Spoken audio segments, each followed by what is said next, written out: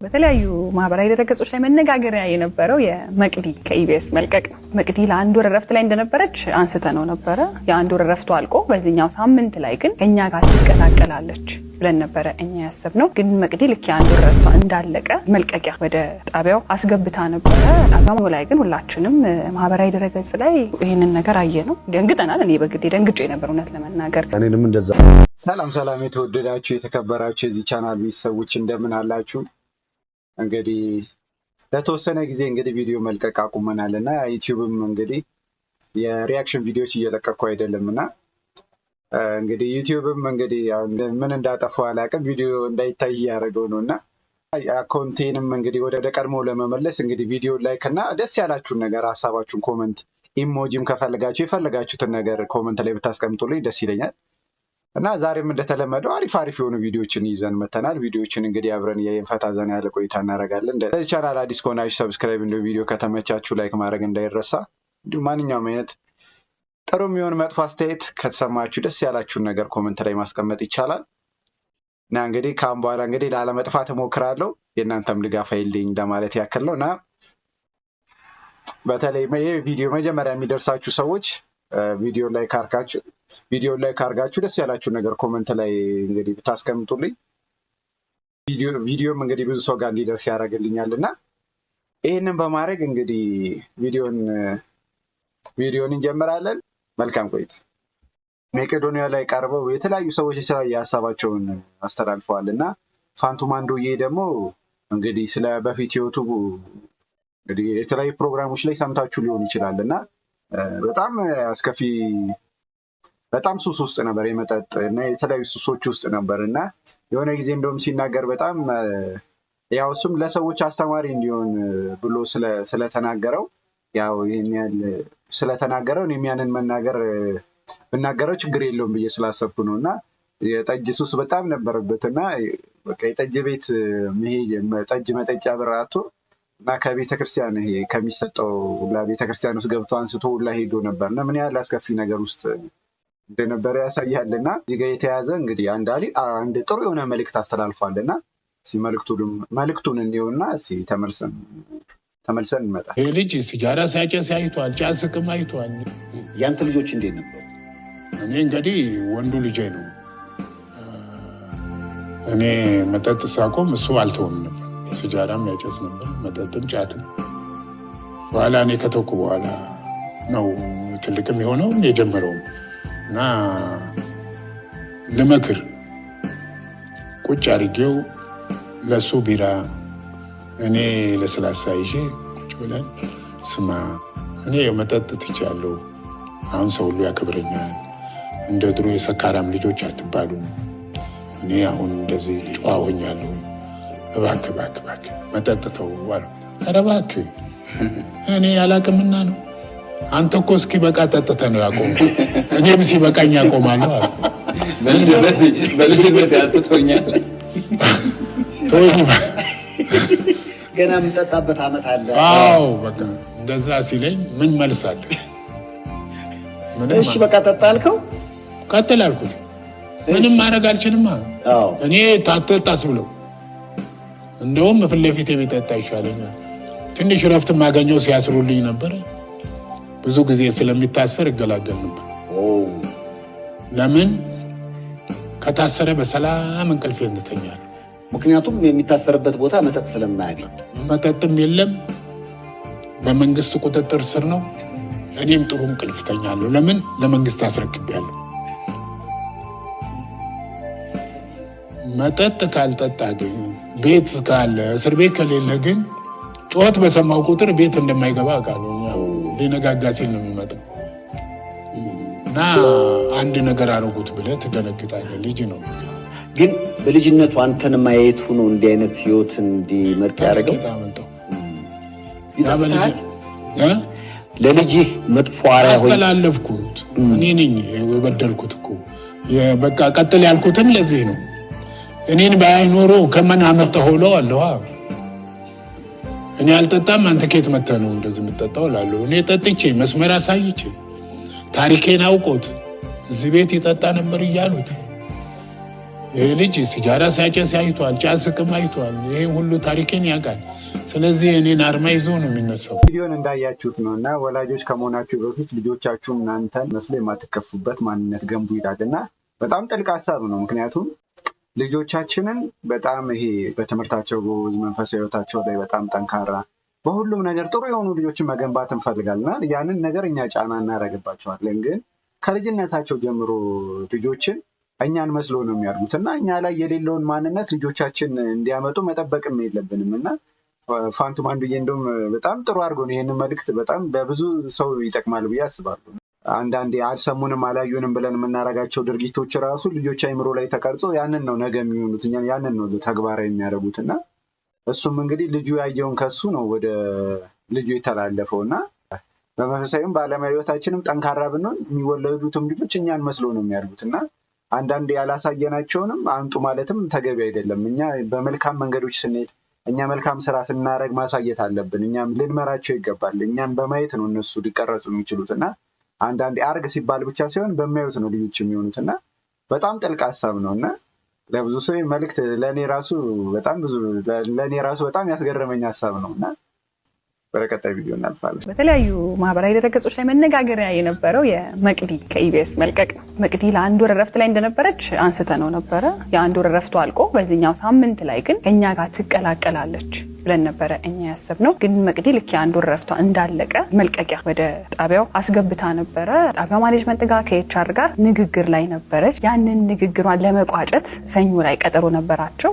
ሁላችንም መላ ኢቢኤስ ሰራተኛም ይሄንን ነበር የሚያውቀው፣ ማኔጅመንቱ ጭምር እንዲሁም እኛም። ሰኞ ላይ ግን ሁላችንም ማህበራዊ ድረገጽ ላይ ይሄንን ነገር አየ ነው ደንግጠናል። እኔ በግዴ ደንግጬ ነበር እውነት ለመናገር። እኔንም እንደዛ ሲጠይቁኝ ወዳጆቼ አይ በሚቀጥለው ሳምንት አብረን ነው ወደ ስራ የምንገባው ብዬ ነው እኔ ራሴ የተናገርኩት። እንደ አዲስ ነው ሰኞ ዕለት ያየሁት። እዚህ መታ መቅዲ ያው በአካል ብንሰነባበት በጣም ደስታችን ነበረ። በጣም ጥሩ የስራ ጊዜ ነበረን። ብርቄና ለማንሳት አይቻልም።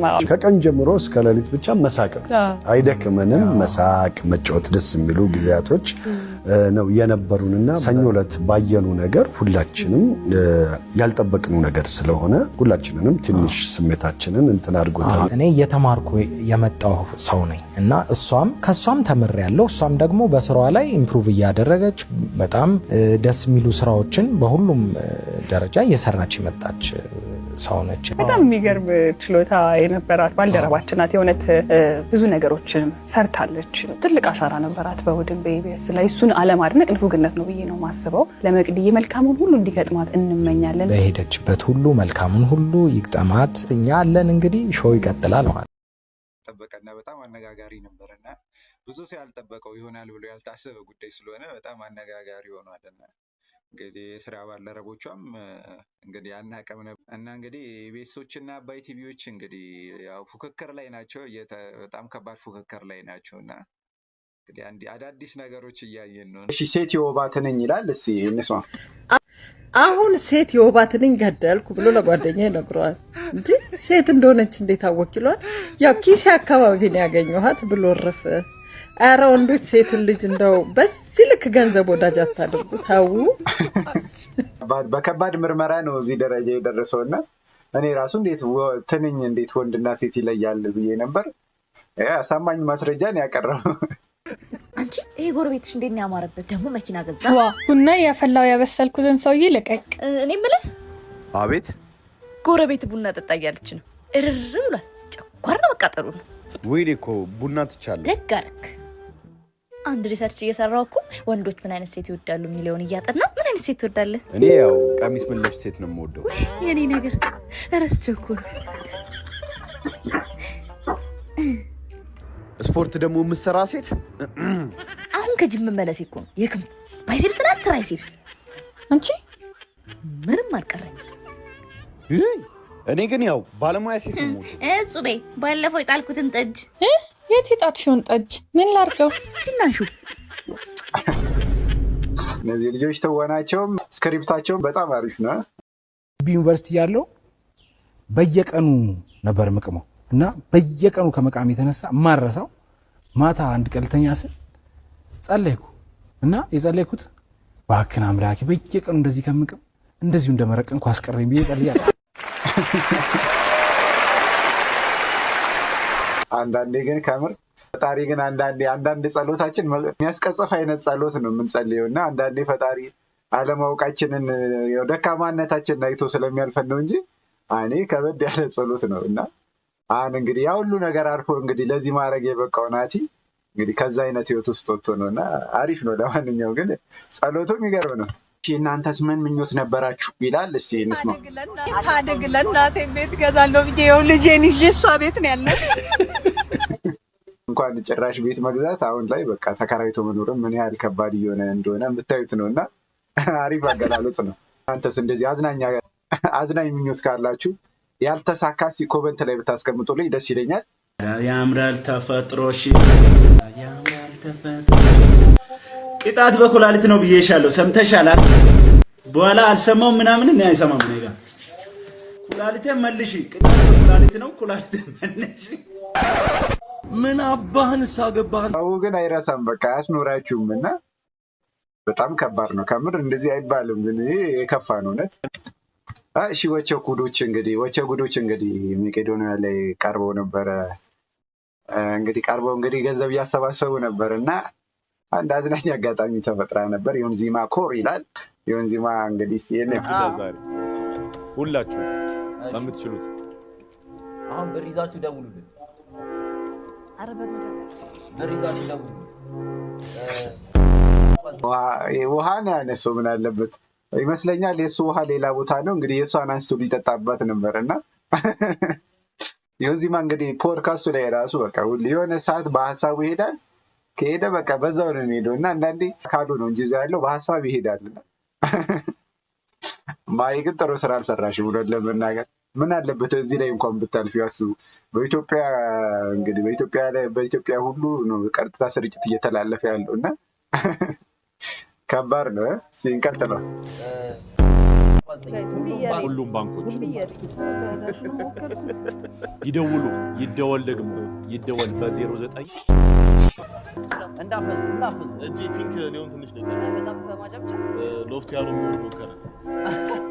በጣም ይቅርታ ምን ይላል ሆነ ልጅ ላይ ፊውቸር ሚስቴ ቺት ታገኘኝ ሶሪ አላትም ማለት ፊውቸር ሁሌ አሁን ፊውቸር ሲባል እሱ ነው ሲመጣል። እሺ ዝም ብሎ እሱ ነው የገባኝ።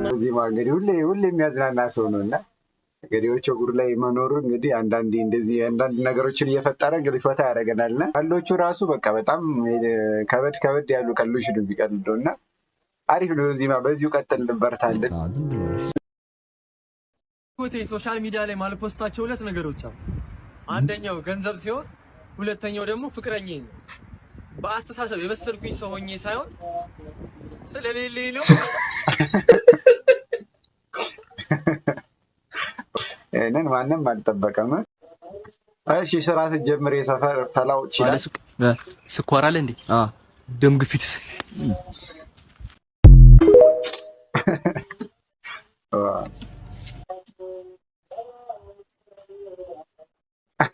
ስኳር አለ እንዴ?